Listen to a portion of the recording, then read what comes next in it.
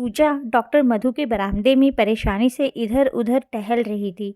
हालांकि उस जगह की खूबसूरती ऐसी थी कि कोई भी डॉक्टर मधु के गजब के एस्थेटिक सेंस का कायल हो जाए। करीब 30 फीट लंबे और 10 फीट चौड़े इस बरामदे के एक और बीचों बीच डॉक्टर के कैबिन का खूबसूरत दरवाज़ा था, जिसके दोनों ओर क्लाइंबिंग रोज की बेलें दरवाजे के ऊपर अर्ध गोलाकार बनाते हुए चढ़ी थी। दीवार पर बिल्कुल यूनिक टाइल्स लगे थे। उन पर बनी आकृतियाँ सुंदर तो थी, पर क्या थी ये समझना मुश्किल था। पर मन होता था उन्हें समझने का। शायद दूसरी ओर बगीचा था, जिसमें खूबसूरत फूल खिले थे। हालांकि डॉक्टर एक बार में इतने पेशेंट नहीं बुलाती थी कि लोगों को इंतज़ार करना पड़े। अक्सर बाहर एक ही पेशेंट होता था। साइकियाट्रिस्ट के यहाँ एक से ज़्यादा लोगों की लाइन लगाने का कोई मतलब ही नहीं है। 1 घंटे का सेशन होता था, उनका टाइम फिक्स था। बस दूसरे पेशेंट को 10-5 मिनट ऊपर हो जाए और आप समय से थोड़ा पहले आए हों, तब तक ही इंतज़ार करना होता था। दरवाज़ा खुला और पूजा फुर्ती से अंदर जाकर बैठ गई, पर ज़बान पर जैसे ताला लग गया। कैसे कहे कि उसे शादीशुदा और एक बच्चे की माँ होकर प्यार हो गया है, वो भी किसी और शादीशुदा इंसान से। डॉक्टर ने इधर-उधर की बात शुरू कर दी। आपको मेरे बरामदे में क्या-क्या अच्छा लगा, आदि-आदि। अब पूजा को लगा अगर वो मुद्दे पर नहीं आई तो 1 घंटा ऐसे ही बीत जाएगा। उसने हिम्मत बटोरी और शुरू हो गई। अपनी पूरी कहानी सुनाते-सुनाते उसकी हिचकियाँ बंध गई। कहते हैं इश्क एक रोग है। मेरी नज़र में दुनिया का सबसे खतरनाक रोग है। सब कुछ बर्बाद कर देता है ये रोग। शारीरिक रोग तो रोगी की जान लेते हैं, पर ये तो परिवार की जान ले लेता है। मैं कभी नहीं चाहती थी कि ये रोग मुझे लगे। मैंने बहुत एहतियात बरती, अपने मन को हमेशा सतर्कता का कवच पहना कर रखा, पर पता नहीं कैसे मेरा ये रोग ठीक कर दीजिए डॉक्टर। मैं उसे भूल जाना चाहती हूँ। डॉक्टर ने उसे प्यार से चुप कराया, पानी पिलाया, इधर उधर की बातें करके उसे सामान्य किया, कुछ चुटकुले सुनाकर हंसाया भी। सेशन खत्म होने का समय आ गया तो पूजा फिर मुद्दे पर आ गई। मैं अगला अपॉइंटमेंट चाहती हूँ डॉक्टर। मुझे इश्क नाम के इस रोग से निजात पानी ही है, हर हाल में। डॉक्टर ने एक गहरी सांस ली। वो पहली बार गंभीर दिखी। वेल, अगर आप प्रेम को एक रोग मानती हैं तो आपने ये भी सुना होगा कि ये एक लाइलाज मर्ज है। हाँ, पर ये भी सुना है कि फर्स्ट स्टेज में पता चल जाए और सही ट्रीटमेंट शुरू हो जाए तो हर रोग ठीक किया जा सकता है। इसलिए तो अपना मन भापते ही मैं सीधे आपके पास आई, एक मनोचिकित्सक के पास। पूजा की हालत देखकर डॉक्टर को हाँ करनी पड़ी। ठीक है, लेकिन आपको एक अच्छे पेशेंट की तरह मेरे प्रिस्क्रिप्शन पर पूरी तरह सख्ती से अमल करना पड़ेगा। पापा की दूसरी पत्नी अनाया आंटी बहुत खुश हो गई। तुम्हारी पसंद तो मुझे पता है, दामाद जी और बिटिया की भी पसंद बता दो। वो लोग पहली बार आ रहे हैं तो वो लोग नहीं आ रहे, मैं अकेली ही आ रही हूँ। पूजा ने बमुश्किल अपना स्वर कटु होने से रोककर बात बताई। ये टूर पर बाहर गए हैं और रिया। अनाया आंटी ने उसकी पसंद की बहुत सारी डिशेस बना डाली थी। हमेशा की तरह वो पूजा का ख्याल अपनेपन से रख रही थी। पापा भी आगे पीछे लगे थे। पूजा के लिए पहले तो बहुत मुश्किल हो गया वो सब कुछ करना जो डॉक्टर ने कहा था, पर उसने मन कड़ा किया क्योंकि अगले सेशन से पहले प्रिस्क्रिप्शन में लिखे स्टेप पूरे करना ज़रूरी था।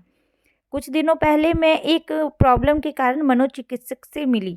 वो प्रॉब्लम मैं अभी बता नहीं सकती, पर उससे निकलने के लिए डॉक्टर की सलाह के अनुसार मुझे आप लोगों से पूछना है कि आपको प्यार कैसे हुआ और कैसे वो उस मुकाम तक पहुंच गया कि आखिर जब पूजा को समझ नहीं आया कि बात कैसे शुरू करे, तो उसने सीधे सीधे कहा। उसने सोचा था कि वे लोग या तो गुस्सा होंगे या बात टालने की कोशिश करेंगे, ये कहकर कि अब इन सब बातों का क्या मतलब है। पर इसके विपरीत वो लोग बात करने के मूड में ऐसे बैठ गए जैसे सदियों से इस पल के इंतज़ार में हों। ऐसा होता है कि कभी-कभी बरसों किसी के साथ रहने के बाद भी वो शख्स हमें अजनबी लगता है, और कभी-कभी कुछ दिन किसी से बात करके ऐसा लगता है कि हम उसे बरसों से जानते हैं। उससे हमारा मन मिलता है, लगता है उससे घंटों बात करते रहें, उसके साथ पूरी उम्र बिता दें। हमें लगता है कि ये एक केमिकल रिएक्शन की तरह होता है। कोई दो पदार्थ एक दूसरे में घुलनशील होते हैं कोई नहीं। बहुत देर दिल की बातें करने के बाद उन्होंने कंक्लूड किया। अब पूजा के फटने की बारी थी। पर सिर्फ इस खुशनुमा एहसास को पाने के लिए आप ये कैसे भूल सकते हैं कि एक और इंसान था, जीता जागता इंसान जो आप और मम्मी से इस कदर जुड़ा था कि उनके अलग होने से दो टुकड़ों में टूट गया। कैसे? काफ़ी देर दिल का गुबार निकालने के बाद पूजा फूट कर रो पड़ी।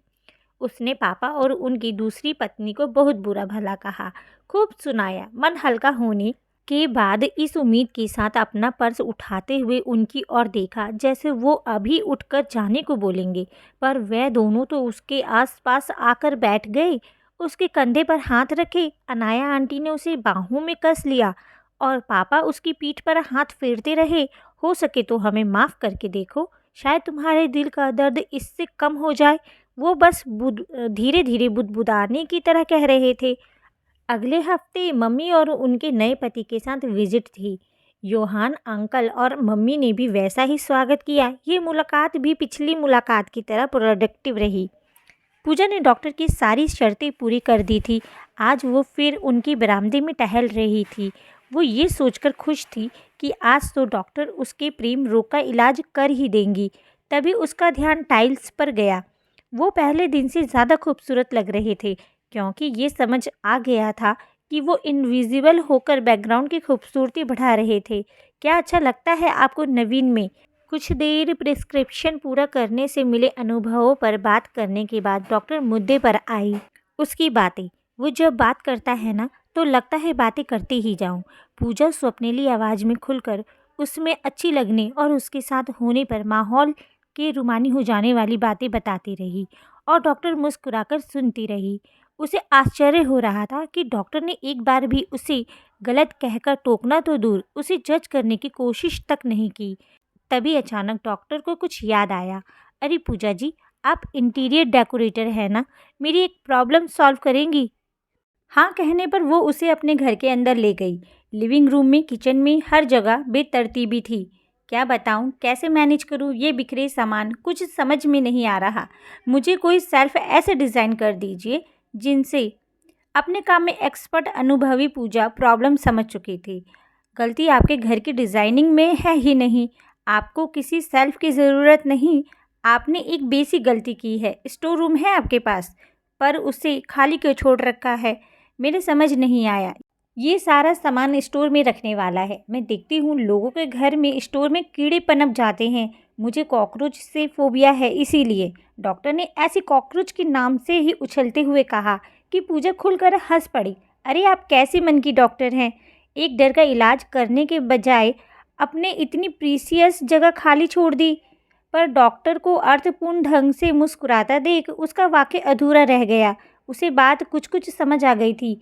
अपने मम्मी पापा के तलाक के कारण आपके मन में रिश्तों के प्रति डर बैठ गया था, जिसकी वजह से आप अपने पति के साथ रूमानी रिश्ता बना ही नहीं पाई।